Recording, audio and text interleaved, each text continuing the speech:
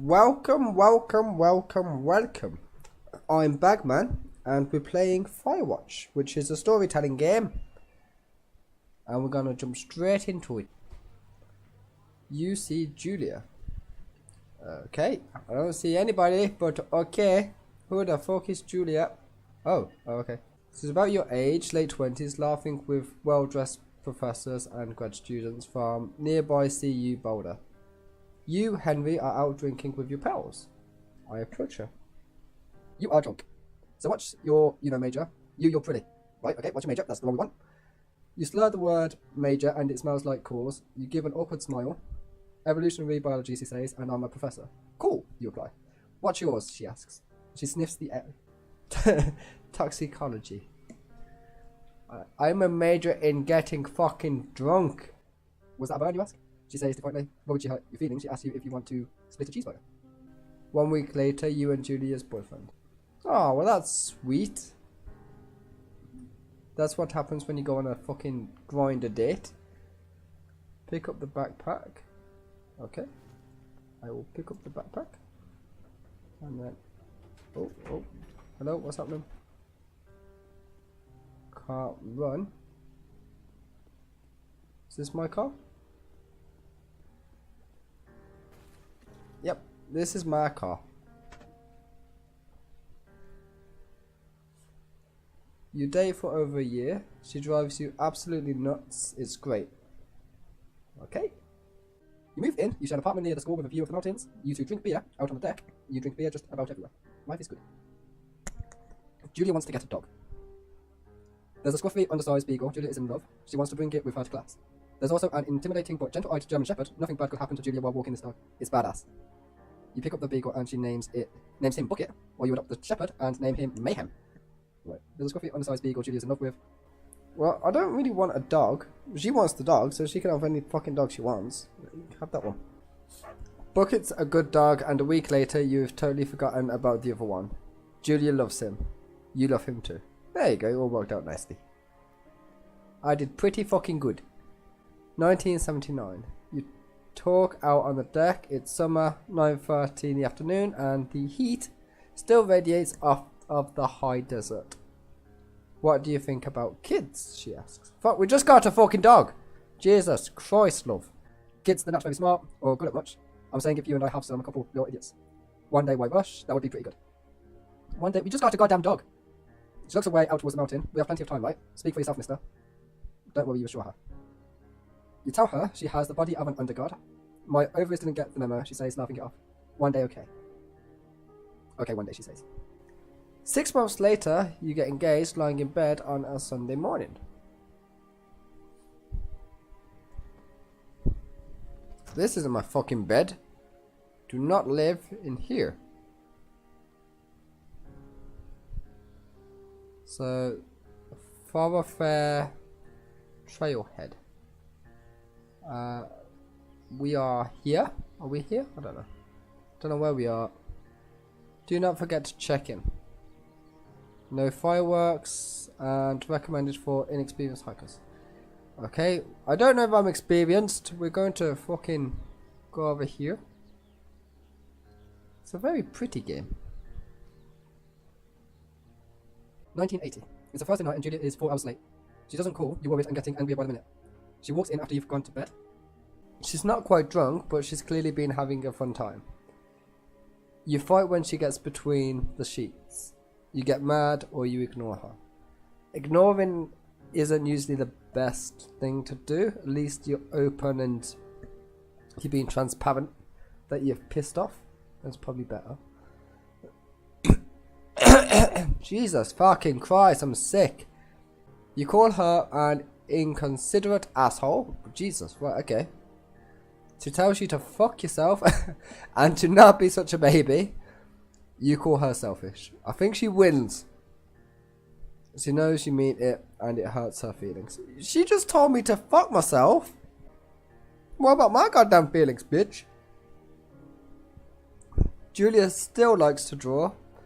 She draws plants from her research. She draws all the places you go. She draws you. I want to be a Victoria's Secret model. Very nice. There you go. Down we go.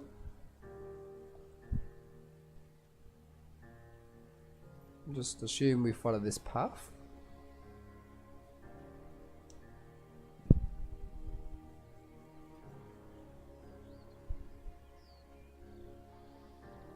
Where are we going? What was this? Two Forks Lookout Tower. 8 more miles still. Okay. Space bar to climb. That's a big sun. 1982. During the summers, you and Julia enjoy walking bucket at night. There's a festival in town. It brings in folks from far away places. One of them tries to mug you with a knife. Bucket gets kicked. BB bar fuck the dog. What? BB bar fuck the dog? Don't fuck the dog, you just kicked the dog. Julia yells. She gets flustered and has trouble speaking when she's stressed. You comfort the attacker. Oh wait, you confront the attacker. You don't comfort the attacker. You comfort your girl, you don't comfort the attacker. You scare him away. You beat his goddamn face in. You beat his goddamn face in. Your arms get cut up, but you beat the guy to a pulp. You don't feel very tough. You cry your eyes out before the cops show up. Julia asks to take a different path from that day forward. You say okay, you don't want to go that way either. From then on, you walk by the river. 1984. Plans to have kids gets waylaid by work. Julia gets offered a job at Yale. Yale is in Connecticut, 2,000 miles away. It's a great job. Associate department chair. She wants to move. You absolutely do not. Of course you don't. Why the fuck would you make this easy for me? Convince her not to take the job, or agree if she commutes back and forth. I can't say don't have the job. There's not many nice answers here. You ask her if she'll commute back and forth. You don't want to move to Connecticut. She says that'll be hard, but she'll do it for you if you won't move. You tell her not to pass it up if it's what she wants. She agrees. She flies back to Boulder 3 times each semester. 1985. Julia is sent home from Yale on a paid leave after work. An episode? What am I even saying? I'm reading just random fucking words which aren't there. 1985. Julia is sent home from Yale on paid leave after having an episode. She lost it on a colleague for borrowing books that were important to her research. She didn't remember she had happily loaned them to him just 2 days prior. She went mad. She went psycho. She was found crying in the stairwell. You say that maybe you guys should talk to someone about it. You make macaroni and drink wine and try to forget about it. Let's try to solve that situation. After seeing multiple doctors and having many tests, they are worried that Julia might be suffering from early onset dementia. She is 41. This isn't a fun game. You both decide to keep it a secret for now. Pick up the journal. What the hell? Oh, this is me. That was me frolicking like a Victoria girl. Bucket is getting older. Julia comments that it's kind of nice because he gets in less trouble around the house. A week later, she goes back to the university. In 1987, Julia's affliction gets worse. She can't remember things in class. Her research is in shambles, and she drives a car to the next town over for no particular reason and has to be brought home by the police. She is devastated. She is sent home on permanent medical leave. Some days you get the Julia who calls you a dope and your unborn child, or your unborn children rather, little idiots. Other days you get a stranger. She pulls you into bed to make love. After 5 minutes she goes into a panic believing her dad is at the door. You tell her family they are crushed and begin to make trips to and from their home in Australia to visit her. For a while, your friends come by with little things to brighten the day. She gets worse. In 1988, you spend your days following Julia around the house. You count the seconds between the 2 weekly visits from Daniel, the nurse. He suggests that Julia could live somewhere else, somewhere within 24-hour care or home. It sits with you for a couple of months. So I can decide to move her into a full-time care facility, or I can take care of her by myself. Take care of her by myself, because I think that's what I would want somebody to do for me if I was in a relationship. I don't think I want to go into a home. So that's backwards. This is forwards.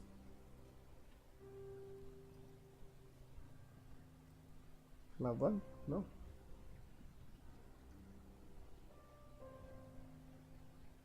Such a pretty game. Oh, careful. Oh, look at that.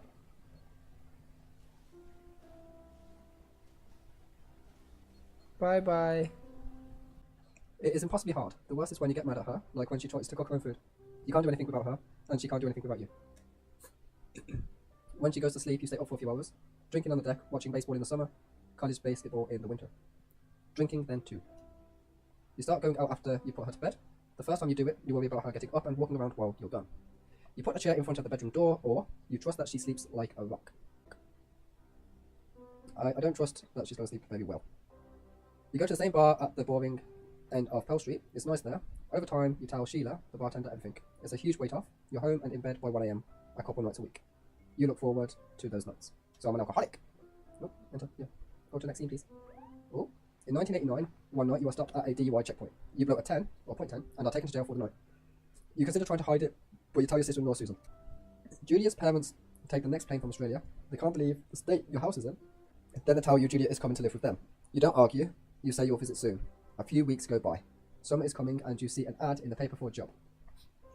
You take it. Okay, so my wife, I assume she's my wife or my girlfriend, is now living with her parents, and we've randomly took this job. Entered the lookout tower.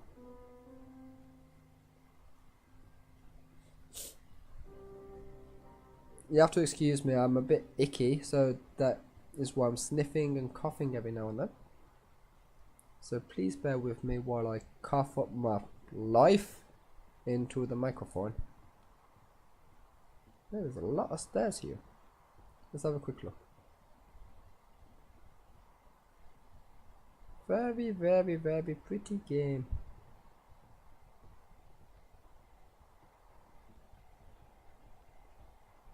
Open the door. Turn on the power. Okay. There we go.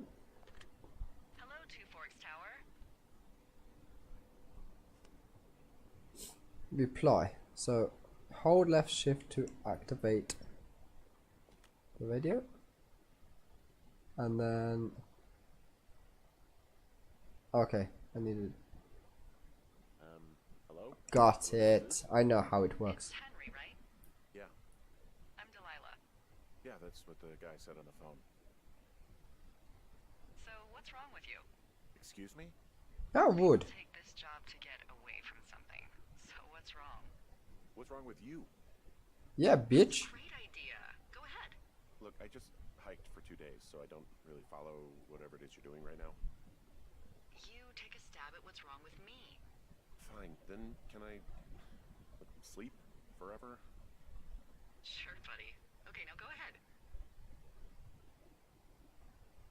Okay then. So you've killed 3 ex-husbands. You're rebelling against mom, or nobody back home can stand you. You killed. Is there any more? No, You're that's it. just gonna wait me out on this? Ugh, Oh, fine. I'm picking. But I'm gonna take a second here and have a guess about you. I was picking. Fuck's sake. I don't know anything about you, but 9 times out of 10, folks out here simply got dumped. Huh, is that it? Close? I want to pick up the pine cone. Good night. Welcome to the job. Good night, and welcome to Firewatch, people.